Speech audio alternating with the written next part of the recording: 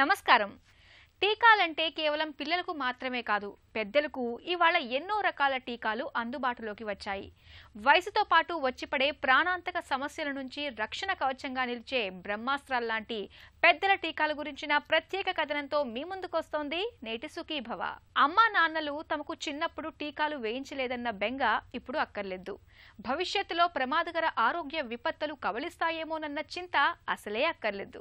టీకాల్ని చిన్న వయసులోనే తీసుకోవాలని, టీకాలు చిన్నపిల్లల వ్యవహారం అనే భావనకు ఇప్పుడు కాలం చెల్లిపోయింది. పెద్దలకు రకరకాల టీకాలెన్నో ఇవాళ అందుబాటులోకి వచ్చాయి. భవిష్యత్తులో మరెన్నో రానున్నాయి. సాధారణ ఫ్లూ జ్వరాలు మొదలుకొని ప్రమాదకరమైన హెపటైటిస్ ఇన్ఫెక్షన్ల వరకు ఎన్నో ప్రమాదకర జబ్బులకు ఇవాళ టీకాలు లభిస్తున్నాయి. డాక్టర్ని సంప్రదించి ఈ టీకాలను తీసుకోవటం ద్వారా భవిష్యత్ ఆరోగ్యాన్ని భద్రంగా కాపాడుకోవచ్చు. పెద్దల ఆరోగ్యానికి ఉపకరించే సంజీవని లాంటి టీకాల గురించి ఇప్పుడు తెలుసుకుందాం.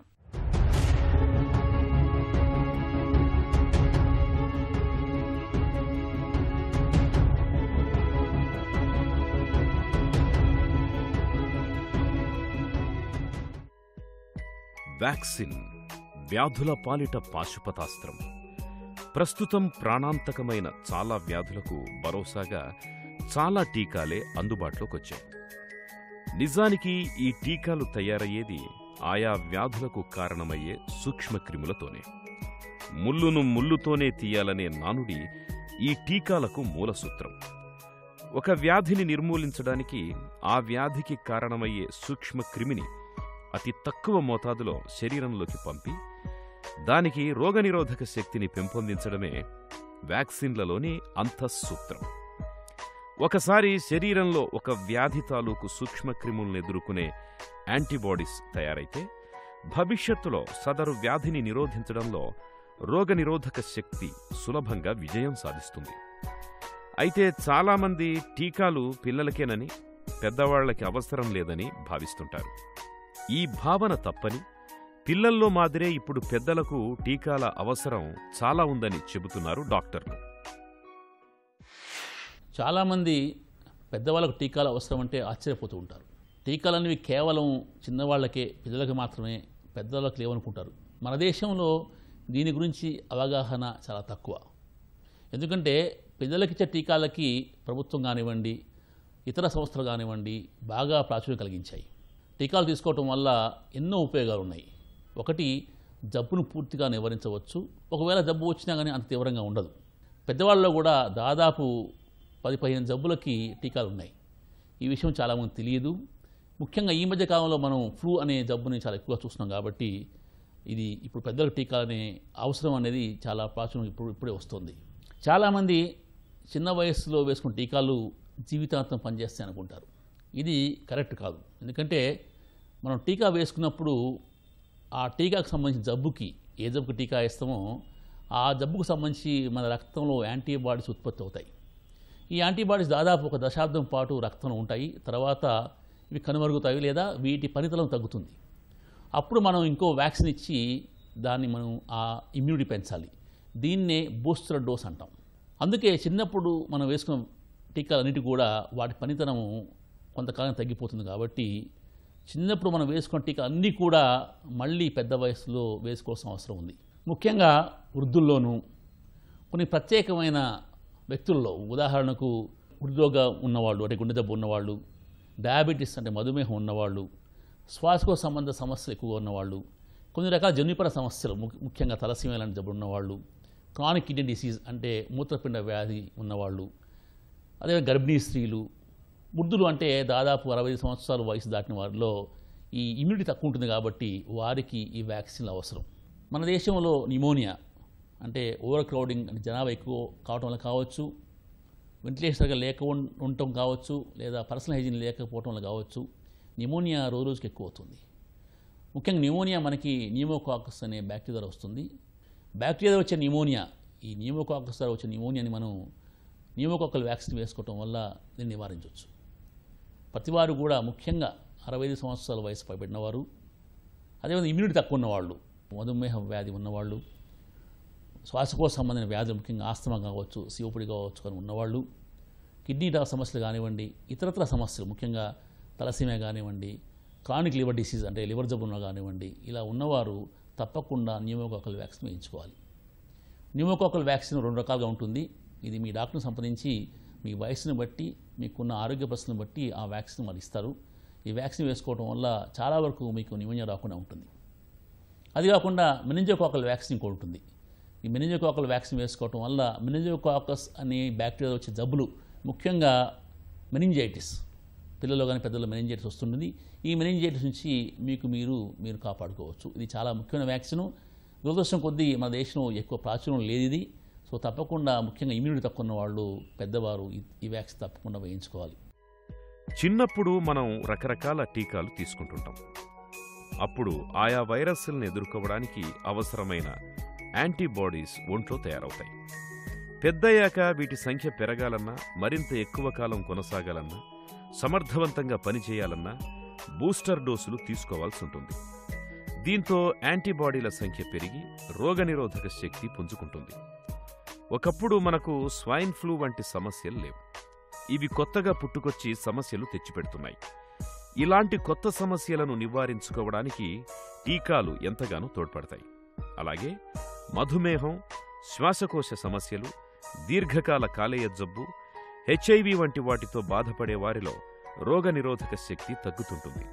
దీంతో ఇతరత్రా జబ్బులు త్వరగా అంటుకునే ప్రమాదముంది. కాబట్టి టీకాల అవసరం మరింతగా పెరుగుతోంది. మనం చిన్నప్పుడు తీసుకున్న టీకాలు, ఉదాహరణకు టెటనస్ కానివ్వండి, డిఫ్తీరియా కానివ్వండి, పెట్టుసిస్ అంటే కోరిత దగ్గు కానివ్వండి, ఆ టీకాలన్నీ కూడా మళ్ళీ మనం ఒకసారి వేయించుకోవాలి. ముఖ్యంగా మన దేశంలో ఇప్పుడు మన రాష్ట్రంలో కూడా ఫ్లూ చాలా తీవ్రంగా ఉంది. కాబట్టి ఫ్లూ వ్యాక్సిన్ ప్రతి వ్యక్తి కూడా సంవత్సరానికి ఒకసారి వేయించుకోవాలి. అయితే గైడ్లైన్స్ ప్రకారం మనకి కేవలం పెద్ద వయసు ఉన్నవారు, గుండె జబ్బు ఉన్నవాళ్ళు, లంగ్ డిసీజ్ ఉన్నవాళ్ళు, ఇంకా మధుమేహ వ్యాధిగ్రస్తులు, ప్రెగ్నెంట్ ఉమెన్, పిల్లల్లో ఇవ్వాలని ఉంది. కానీ ఫ్లూ తీవ్రత చూస్తే ఈ టీకా అందరూ వేయించుకుంటే మంచిది. ముఖ్యంగా హాస్పిటల్కి వెళ్ళేవాళ్ళు, హాస్పిటల్లో పనిచేసే వైద్యులు కానివ్వండి, నర్సులు కానివ్వండి, ఇతర సిబ్బంది అందరూ కూడా ఈ ఫ్లూ టీకా వేయించుకోవాలి. అదేవిధంగా మనకి ఫ్లూ కాకుండా న్యూమోనియాకి వ్యాక్సిన్ ఉన్నాయి, న్యూమోకాకస్కి, మెనింజోకాకల్ వ్యాక్సిన్ ఉంది. ఈ మధ్య కాలంలో బాగా ప్రచారంలోకి వచ్చింది హెచ్పివి, హ్యూమన్ ప్యాపిలోమా వ్యాక్సిన్. ఎందుకంటే మన దేశంలో సర్వైకల్ క్యాన్సర్ అంటే గర్భాశయ ముఖద్వార క్యాన్సర్ చాలా ఎక్కువ. సో చాలా వరకు ఈ క్యాన్సర్కి కారణము ఈ వైరసే. కాబట్టి ఈ వైరస్ రాకుండా ఉండాలంటే యుక్త వయసు రాకముందే అమ్మాయిల్లో ముఖ్యంగా ఈ వ్యాక్సిన్ వేయించుకుంటే వారికి ఈ క్యాన్సర్ రాకుండా ఉంటుంది. అది కాకుండా అబ్బాయిల్లో కూడా ఈ మధ్య కాలంలో ఈ వ్యాక్సిన్ ఇస్తున్నారు. ఎందుకంటే అబ్బాయిల్లో కూడా ఈ హెచ్పివి వల్ల కొన్ని క్యాన్సర్లు వచ్చే అవకాశం ఉంది. కాబట్టి అది కాకుండా ఇతర వ్యాక్సిన్లు, ముఖ్యంగా చికెన్ పాక్స్ వ్యాక్సిను, పెద్దవారిలో ఈ షింగిల్స్ అంటే మన సర్పి అంటాం, హెర్పీ జోస్టర్ రాకుండా వ్యాక్సిన్, రకరకాల వ్యాక్సిన్లు ఇప్పుడు మనకి అందుబాటులో ఉన్నాయి. చాలా ఆసుపత్రుల్లో ఇవి లభ్యమవుతున్నాయి. కాకపోతే ఈ వ్యాక్సిన్స్కు చిన్నపిల్లలాగా ఒక పట్టి కానివ్వండి, ఒక ప్రోగ్రాం కానీ మన దేశం లేదు. ప్రభుత్వం కొన్ని గైడ్లైన్స్ ఇచ్చినా కానీ అవి ఇంకా ప్రచారంలోకి ఎక్కువ రాలేదు.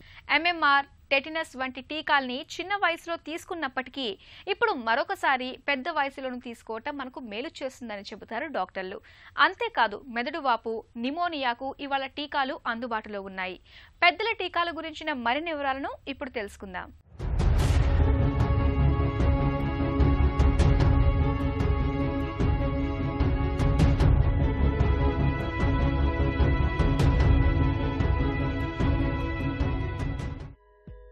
గత కొన్నేళ్లుగా చలి వాతావరణంలో స్వైన్ ఫ్లూ వైరస్ స్వైర విహారం చేస్తోంది.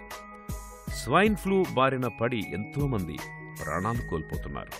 అయితే ఈ ఫ్లూ వైరస్ల తాకిడికి అడ్డుకట్ట వేయడానికి మనకు చక్కని టీకాలు ఇప్పుడు అందుబాటులో ఉన్నాయి. ప్రధానంగా ఫ్లూ వైరస్సుల్లో 4 రకాలు తీవ్ర ప్రమాదాన్ని తెచ్చిపెడుతుంటాయి.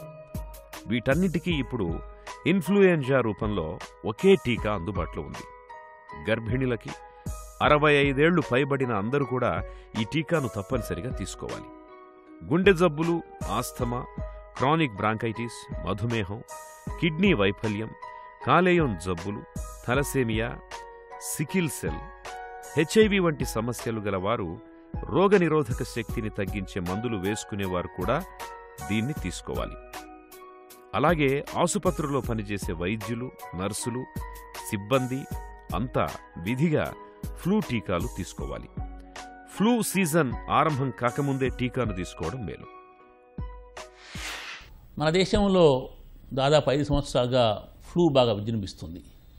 H1N1 దీన్ని మనం స్వైన్ ఫ్లూ అనేవాళ్ళం. ఈ స్వైన్ ఫ్లూ వల్ల ఎంతోమంది భారతదేశం మొత్తం చనిపోయారు. ఇప్పటికి కూడా ఈ స్వైన్ ఫ్లూ తన తడాక చూపిస్తూనే ఉంది. చాలామంది పేషెంట్లు వయసుతో నిమిత్తం లేకుండా చాలామంది పేషెంట్లు చాలా సీరియస్గా వచ్చి కొంతమంది చనిపోతున్నారు కూడా.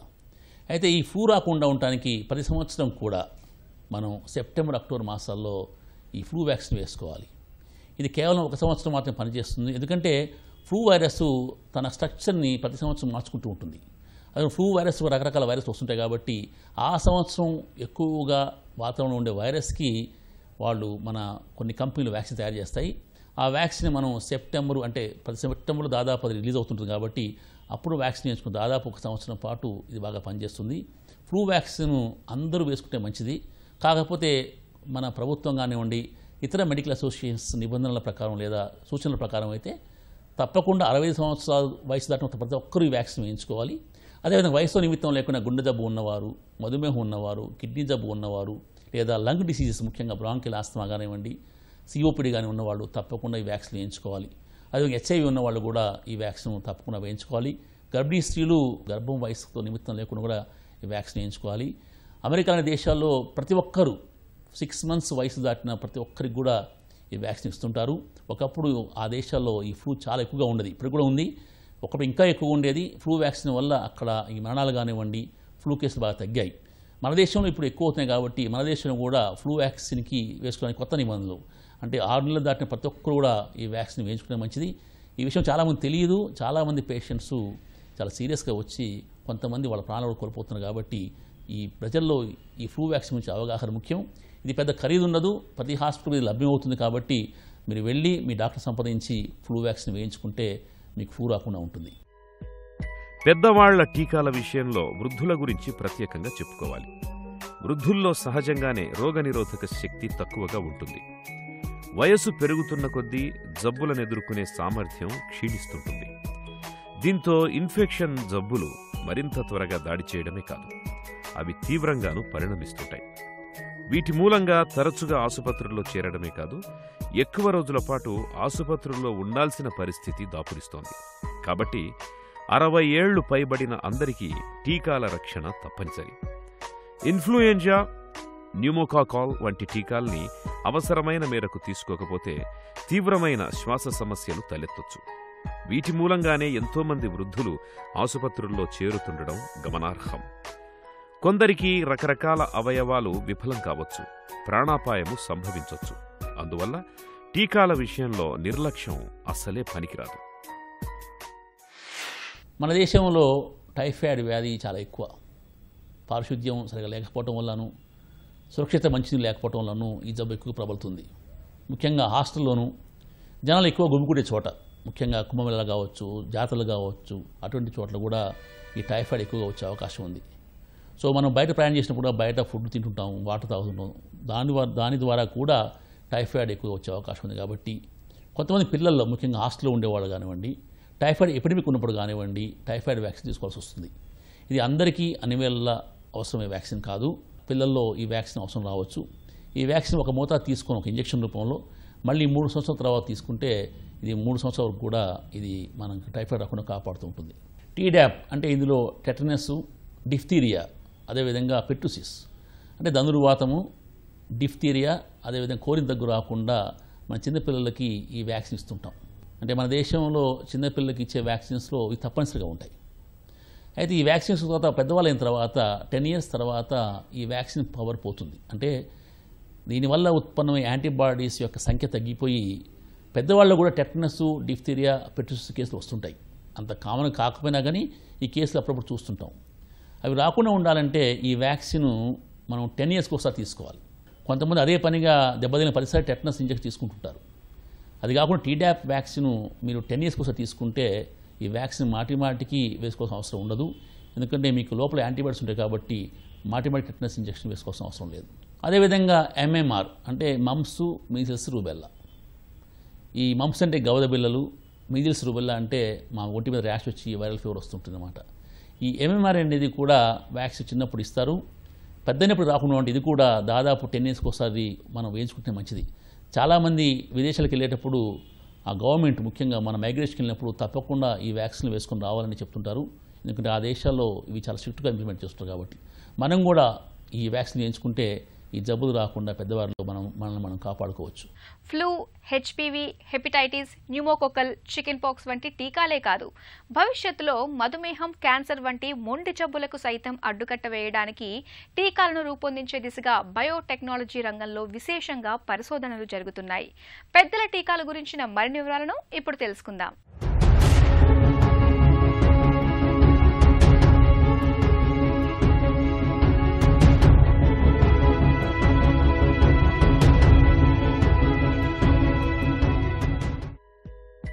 మన దగ్గర హెపటైటిస్ ఇన్ఫెక్షన్ల తాకిడి ఎక్కువ.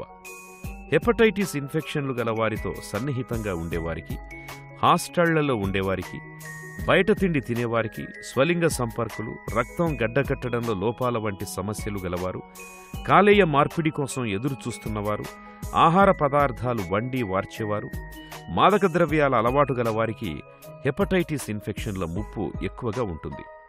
హెపటైటిస్ ఇన్ఫెక్షన్లలో బి వైరస్ చాలా ప్రమాదకరమైంది. కాలేయాన్ని కబళించి నిర్వీర్యం చేసే ఈ హెపటైటిస్ ఇన్ఫెక్షన్లకు అడ్డుకట్ట వేయడానికి ఇవాళ టీకాల రూపంలో మనకు చక్కని పరిష్కారాలు అందుబాటులో ఉన్నాయి. హెపటైటిస్ ఏ టీకాను 2 సార్లు తీసుకోవాలి. హెపటైటిస్ బి టీకాను జీవితంలో ఒకసారి తీసుకుంటే సరిపోతుంది. కొందరికి హెపటైటిస్ ఏ, బి వైరస్లు కలగలిసి వస్తాయి. అప్పుడు 2 రకాల వైరస్ల్ని ఎదుర్కొనే టీకాను ఇవ్వాల్సి వస్తుంది. మనం చాలాసార్లు చూస్తుంటాము, పిల్లలు పరీక్షా సమయంలో చాలామంది చికెన్ పాక్స్ గురవుతుంటారు. అప్పుడు వారి ఎగ్జామ్స్ పోకుండా గైర్హాజరు కావటం, చదువు కొంచెం మార్కులు కోల్పోవడం జరుగుతూ ఉంటుంది. కొంతమందికి చికెన్ పాక్స్ ముఖ్యంగా పెద్దవారిలో, మధుమేహం ఉన్న వాళ్ళు కానివ్వండి, ఇతరత్ర ఇమ్యూనిటీ తక్కువ ఉన్న వారిలో ఈ చికెన్ పాక్స్ చాలా సీరియస్ అయ్యి ఒక్కసారి మెదడును దెబ్బతీయటం, కొన్నిసార్లు ఊపిరితిత్తులు దెబ్బతీసి న్యూమోనియా వచ్చి చనిపోవడం జరుగుతుంది. పెద్దవారిలో చికెన్ పాక్స్ ముఖ్యంగా ఇమ్యూనిటీ తక్కువ ఉన్న వారిలో ప్రాణాంతకం కావచ్చు. అందుకనే ప్రతి ఒక్కరు కూడా చికెన్ పాక్స్ వ్యాక్సిన్ వేయించుకోవాలి. అదేవిధంగా పెద్దవారిలో షింగిల్స్ అంటే హెర్పిస్ జోస్టర్ వస్తుంది, దీన్ని సర్పి అంటాం. దీనికి కూడా మనకి ఇప్పుడు మార్కెట్లో ఈ వ్యాక్సిన్ లభ్యమవుతుంది. ఒకసారి చికెన్ పాక్స్ వచ్చినా సరే ఈ సర్పి రాకుండా ఈ వ్యాక్సిన్ వేయించుకుంటే మంచిది. ఇది సాధారణంగా వయసు పైబడిన వారిలో, 65 సంవత్సరాల వయసు పడిన వారిలో ఈ జోస్టా వ్యాక్స్ అంటే ఈ సర్పి వ్యాక్సిన్ మనం ఇస్తూ ఉంటాం. మన దేశంలో అతి ముఖ్యమైన టీకా హెపటైటిస్కి వాడే టీకాలు. మనకి 3 రకాల వైరస్లు హెపటైటిస్ కలగ చేస్తుంటాయి ముఖ్యంగా. అందులో hepatitis A1, hepatitis B, hepatitis C. Hepatitis A అనేది సాధారణంగా మనం తినే ఆహారం ద్వారా, నీటి ద్వారా, మనం తాగే నీటి ద్వారా మనకు వస్తూ ఉంటుంది. హెపటైటిస్ B, హెపటైటిస్ C అనే ఈ జాండీస్లు సాధారణంగా రక్తం ద్వారా, అంటే ఇంజక్షన్ కావచ్చు, అదేవిధంగా సెక్షువల్ ఇంటర్కోర్స్ కావచ్చు, రక్తం తీసుకోవడం వల్ల కానీ రావచ్చు.